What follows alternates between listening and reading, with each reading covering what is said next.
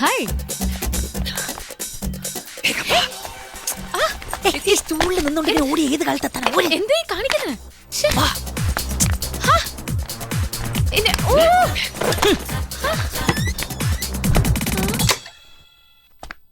എനിക്ക് മനസ്സിലാവാത്തോണ്ട് ചോദിക്കുക, എന്താ നിന്റെ ഉദ്ദേശം? ദുരുദ്ദേശം. കുട്ടി ആദ്യം കണ്ടപ്പോ തന്നെ എനിക്ക് ജനിക്കാതെ പോയ എന്റെ സഹോദരി എനിക്ക് ഓർമ്മ വന്നത്. സത്യം. സത്യം. അങ്ങനെയാണെങ്കിൽ ഒരു സഹോദരിയുടെ ബുദ്ധിമുട്ടിൽ സഹായിക്കേണ്ടത് ഒരു സഹോദരന്റെ കടമയല്ലേ? അയ്യോ, പറഞ്ഞോളൂ, എന്താന്ന് വെച്ചാ പറഞ്ഞോളൂ. എനിക്കൊരു 5 ലക്ഷം രൂപ വേണം. ഇനി അടവൊന്നും മാറ്റിയാലേ രക്ഷയുള്ളൂ. ഞാൻ ആരാന്നറിയൂടി നിനക്ക്? പിന്നെ മുകുന്ദൻ മേനോൻ, ഇന്ത്യ ഒട്ടാകെ അറിയപ്പെടുന്ന ജേർണലിസ്റ്റ്, കേരള ടുഡേയുടെ MD. അതേടി, അങ്ങനെ ഒരു പത്രസ്ഥാപനം നടത്തിക്കൊണ്ടു പോണെങ്കിലേ അധോലോകമായിട്ടൊക്കെ നല്ല അടുപ്പം വേണം. സിറ്റിയിലെ കൊട്ടേഷൻ സംഘമായിട്ട് ഞാൻ നല്ല ടൈപ്പില. കേട്ടിട്ടുണ്ടോ? കീരിസുതി, മാഫിയ മധു, ആഞ്ചി പപ്പൻ, ഇടിവെട്ട് ഹംസ, ഇവരൊക്കെ എന്റെ ക്ലോസ് ഫ്രണ്ട്സാ.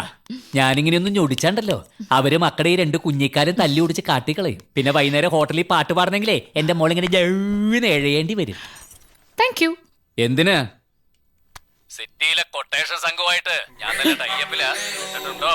കീരിസുതി, മാഫിയ മധു, ആഞ്ചി പപ്പൻ, ഇടിവെട്ട് ഹംസ, ഇവരൊക്കെ എന്റെ ക്ലോസ് ഫ്രണ്ട്സാ. നിങ്ങൾ പത്രക്കാരുടെ അടവ് തന്നെയാ. പറഞ്ഞതൊക്കെ ഞാൻ റെക്കോർഡ് ചെയ്തിട്ടുണ്ട്. ഇതെങ്ങാനും ഞാൻ പോലീസ് സ്റ്റേഷനിൽ എത്തിച്ച സാർ അപ്പകത്താ. പിന്നെ വേറൊരു കാര്യം, ഈ കീരിസുതിയെ മാഫിയ മധുവിനൊക്കെ മിസ്റ്റർ മുകുന്ദന് പരിചയപ്പെടണോ? പറ, ഞാൻ വേണമെങ്കിൽ വിളിച്ചു തരാം. പറയാം. നിങ്ങളെപ്പോലൊരു റെപ്യൂട്ടഡ് ജേർണലിസ്റ്റിന്റെ ഫ്രണ്ട്ഷിപ്പ് എനിക്ക് ആവശ്യമാണ്. എന്നെപ്പോലൊരാളുടെ കമ്പനി നിങ്ങൾക്കും വേണ്ടേ? അയ്യോ, വേണ്ടേ വേണ്ട. എനിക്ക് എന്റെ ഭാര്യയുടെ കമ്പനി മതി. ദൈവത്തെ ഓർത്ത് എന്നെ വിട്ടേക്ക്. ദൈവമേ, ജോൺ തിരിച്ചു വന്നു.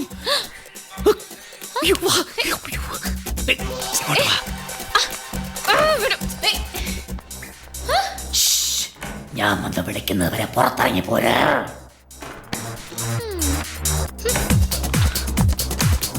പോയി ഫോട്ടോ എടുക്കടാ.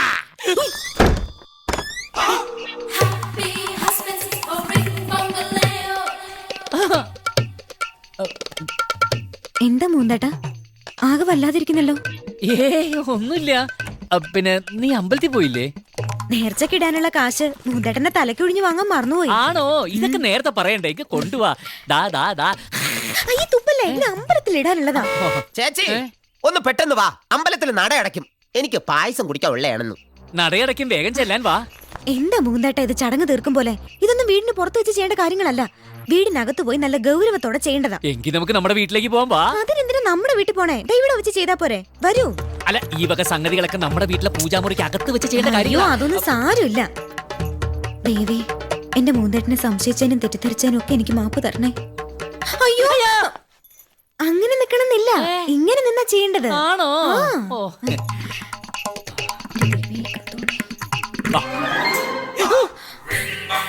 അതാരുടെയാ? നിന്റെ ഒരു കാര്യം, നീ വന്നേ. ആ ബാഗ് ആരുടെയാണെന്ന് പറയൂ മൂന്തേട്ടാ. ഏത്? ഈ ബാഗാ? അത് ജോണിന്റെ.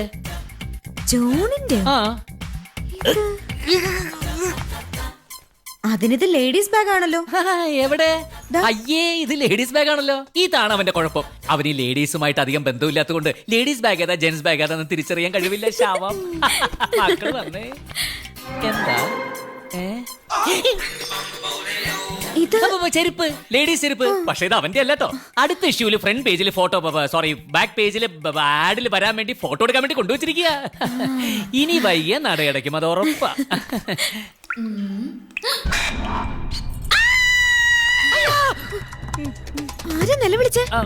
നിലവിളിക്കേ?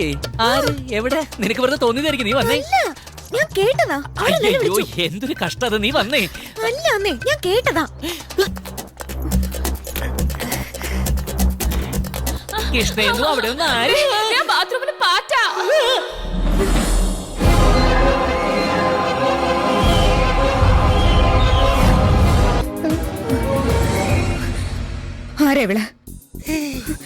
ആരാണെന്ന് അയ്യയ്യയ്യോ, എന്നാലും എന്റെ ചേച്ചിക്ക് ഈ ഗതി വന്നല്ലോ.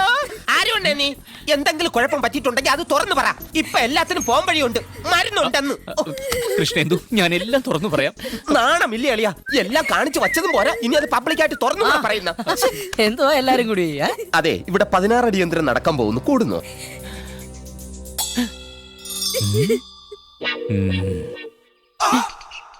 കൃഷ്ണേന്ദു, ഇനി ഞാൻ എല്ലാം തുറന്നു പറയാം. നാണമില്ല ഇയാൾക്ക്? ഈ കുട്ടി ജോൺ കല്യാണം കഴിച്ച കുട്ടിയാ. ആ